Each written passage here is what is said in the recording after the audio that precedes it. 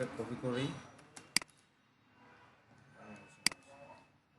এই প্ল্যানে ধরেন আমরা কলাম বসাবো, ঠিক আছে? ধরেন এটা একটা তিনতলা ফাউন্ডেশনের বিল্ডিং, ঠিক আছে? তিনতলা ফাউন্ডেশনের বিল্ডিংয়ের ক্ষেত্রে বিল্ডিংয়ের কলামের ক্ষেত্রে অনেক কিছু, মানে পুরো বিল্ডিংয়ের ক্ষেত্রে একটা আমাদের এই যে বিএনবিসি বই আছে, হ্যাঁ, বিল্ডিংয়ের নিয়ম কানুন আর সর্বনিম্ন যে কলাম দেওয়া হয় রুলস অনুযায়ী 12 ইঞ্চি ইন্টু 12 ইঞ্চি পিলার সাইজ সর্বনিম্ন যেটা, এর উপরে গিয়ে যেটা আসে এটা করতে হবে। এই পিলার বসানোর ক্ষেত্রে ফাউন্ডেশনের ধরন অনুযায়ী বাড়তে পারে কমতে পারে, ঠিক আছে? কারণ ফাউন্ডেশনের একটা বিষয় আছে, আর একটা বিষয় আছে কলামের ডিস্টেন্স, কলামের দূরত্বটা কতটুকু, ওটার উপরে কলামের কি বাড়ে, ওয়েট ইয়াটা বাড়ে আর ভলিউম বাড়ে কথায়। তাইলে এটার জন্য অনেক ক্যালকুলেশন করে তারপরে কলামের ডিজাইনটা করা হয়, বুঝছেন? এরপরে আমরা ফুটিং করি যেটা, ওইটা সম্পূর্ণ মাটির কন্ডিশনের উপর আর ফাউন্ডেশনের বেস বেস। তাহলে আমরা প্রাথমিকভাবে যেটা ড্রাফট করা দরকার মোটামুটি হলে চলে, ওই রকমভাবে এখন শিখতে পারে। আর দ্বীপে গেলে কিন্তু শিখার শেষ নেই, বুঝছেন? দ্বীপে গেলে শিখার কোনো শেষ নেই। তাইলে আমি প্রথমত যেহেতু এটা তিনতলা, তাহলে 12 কলাম নিতে পারি। কলাম নেওয়ার জন্য এই কলামের এটা নিলাম লেয়ার, আর সি এন্টার দিলাম, 12 কলাম, 12 ইঞ্চি, 12 ইঞ্চি এটা নিলাম। নেওয়ার পরে এই সি এন্টার দিয়ে এটা কপি করে এই পাশে বসে আরেকটা বসাবো, কপি করে এখানে একটা বসে, তারপরে এখানে এটা মিডে বসে না, মিডে বসানোর জন্য এদিকে নিয়ে যাবো, একটা লাইনটা নিয়ে দেখার আছে, সিলেক্ট মুভ, মিডে বসে। এখন দেখেন এটা ডিস্টেন্স আসলে কত, সবগুলো সমান ডিস্টেন্স হতে পারে না সমান না। এখন আমি সবগুলো সমান ডিস্টেন্স যদি এখানে বড় কলমটা, তো রুমের কি অবস্থা, তো মোটামুটি আর মানে আমার সর্বোচ্চ ডিস্টেন্স দিতে গেলেও মোটামুটি ধরেন 20 পর্যন্ত নিতে হবে, 18-20 এর উপরে না যাওয়া ভালো, 18-20, ঠিক আছে? তাহলে দেখেন এখান থেকে যদি আমি এখানে পুরোটা নিই তাহলে 22 হয়ে যাবে, তার মানে রিক্সে, তাহলে এখানে আরেকটা এরপরে আসেন কলামের ডিজাইনটা কি মানে আপনার ঘরের ডিজাইন করার পরে কিন্তু ভাই আমরা পরে করি আর্কিটেকচার, যারা আমরা আর্কিটেকচার ব্যাকগ্রাউন্ড, অনেকে প্ল্যান করার আগে কলাম বসায় তারপরে প্ল্যান করে। পবিত্র হয় কি প্ল্যান মানে আপনি সাজাইতে কষ্ট হয়ে যায়, কারণ কলামের আপনি ঠিকই করতেছেন এই জন্য। আর ধরেন এবার এখানে আমি এই বরাবর আরো 3টা দিলাম, তারপরে এইখানে দিলাম। একটা কথা মাথায় রাখবেন যে কি সিঁড়ির কলামের ফিক্স কটা থাকে, 4টা থাকবে, তাহলে সিঁড়িরগুলো আমি এখানে দিয়ে দিচ্ছি মুভমেন্টটা করে। আগে কলামগুলো বসাচ্ছে, পরে হয়তো সাইজগুলো ঠিক করবো। হ্যাঁ, ওকে, এখানে দিলাম। এখানে না দিয়ে এটা মনে হয় কি ভিতরে ঢুকে দিলে ভালো হবে, সেমভাবে এটারও ভিতরে দিয়ে টয়লেটের ভিতরে থাকে এটা। আচ্ছা, ওটার সাথে মিলবে না, ভীম টানবো না, আমার ভীমের ক্ষেত্রে অসুবিধা হয়ে যাবে।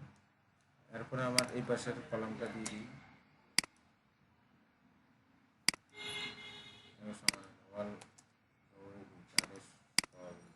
আর বাকি দুটো দিয়ে দিচ্ছি। এটা সিঁড়ির ক্ষেত্রে আগে দুটো নেই, ঠিক আছে? এটা ক্যান্টিলিভার থাকলো। এখন আমার এখান থেকে এখানে দূরত্বটা দেখেন, আসলে এখানে মাঝখানে আরেকটা দেওয়ার প্রয়োজন আছে কিনা, লাগবে না। এরপর এটা সিলেক্ট করলাম, কপি করলাম, কর্নারটা মোটামুটি দেখেন কলাম বসানো হয়ে গেছে।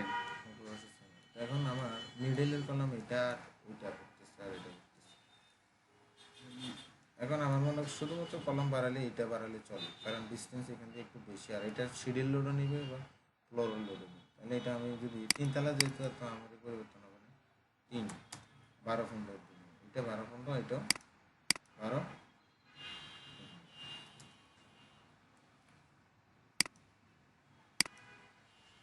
12 15। ওকে, এখন এটা বসানোর পরে এটা এটা ঠিক আছে, আর লাগবে না। কলম ঘন তো এখানে, এই জন্য আর বাড়ানো লাগতেছে না, কিন্তু বাড়ানো লাগবে। এখন চিন্তা করতে হবে আমার একটা বিষয় বলে রাখি, এটা হচ্ছে যেমন আমার ই অপশনে এই কলামটা লোড নিচ্ছে মাত্র 2 দিকে, আর এটা নিচ্ছে 3 দিকের লোড, ঠিক আছে? মানে এটা এমনিতে দেখাচ্ছে যা বিষয়, আর এটা নিচ্ছে 4 দিকের লোড। তাহলে লোড কে বেশি নিচ্ছে? মাঝখানেরটা। এটা থেকে এটা বেশি নিচ্ছে, আবার এটা থেকে এটা বেশি নিচ্ছে, এটা মাথায় রাখতে হবে। তাহলে আমরা ডিজাইন করার সময় রেনফোর্সমেন্ট বা রড, এটা থেকে এটা একটু বেশি হবে, এটা থেকে এটা আর একটু বেশি, রডের সাইজ। রড রডের রড আরও বেশি হবে। এরপরে এটা করার পরে ট্রিম করে এটা ডিলিট করবি, কলামগুলো একবার ফাঁকা রাখবি। যদি আরো কাটবে না ভিতরে নিচেরটা? হ্যাঁ, কোথায় ওই যে ওইটা, এটার নিচেরটা। কাটবো? এবার ফার্নিচার একটু সরাই দিতে হবে, বুঝলেন না? এগুলো কাটে না যে নিচেরটা কাট না, কাটবো কাটবো। তো এগুলো ডিলিট করে রেখে দেবো না? এগুলো তো হচ্ছে যে আমাদের ফার্নিচার, তো এই ফার্নিচারে সিলেক্ট করে একটু মুভ করে দিতে হবে। মুভ করে ফার্নিচারে তার কলামে কলমের জন্য এরকম আসলে ঘরে মাঝে মধ্যে কলমের জন্য ফার্নিচার ঠিক করে বসে না। হ্যাঁ, তো এটা বসে। এখন দেখেন হয়ে গেল। এরপরে আমার এই কলামটি এগুলো সিলেক্ট করে করলাম মিরর করে দিই।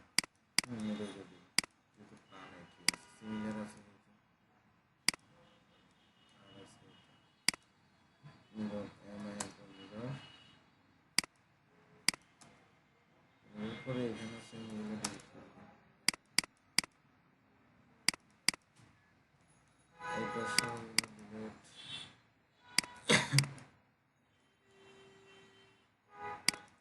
মূলত এইভাবেই আমরা কলাম বসাই থাকি। হ্যাঁ, এটা তো সহজ, মানে সোজা প্ল্যান বিদায় মিলে গেছে, মানে কলাম টু কলাম, মানে কলামের একটা যে সিমিলারিটি ওটা ঠিক আছে। যেমন এই কলাম থেকে এই কলামের একটা রেফারেন্স লাইন নিলে পুরোটা সমান, দেখছেন তো? আর এখান দিয়ে সেম, এটা যদি আমি সোজা টানি, এটা এদের ওই জন্য সমান আছে, আর এদিক থেকে টানলেও দেখা যাচ্ছে না, এগুলো সমান আছে। অনেক সময় আপ ডাউন হয়, আপ ডাউন, তখন এক একটু সমান থাকে না। তখন একটু যাই কষ্ট যায় আর কি, মিলে। কলাম বসানো মিলানো। তাহলে এখানে শুধু কলাম কয়টা আছে সিলেক্ট করে দেখানো যায়? হ্যাঁ, কলম কয়টা সে কোন কোন আচ্ছা করা লাগতেছে।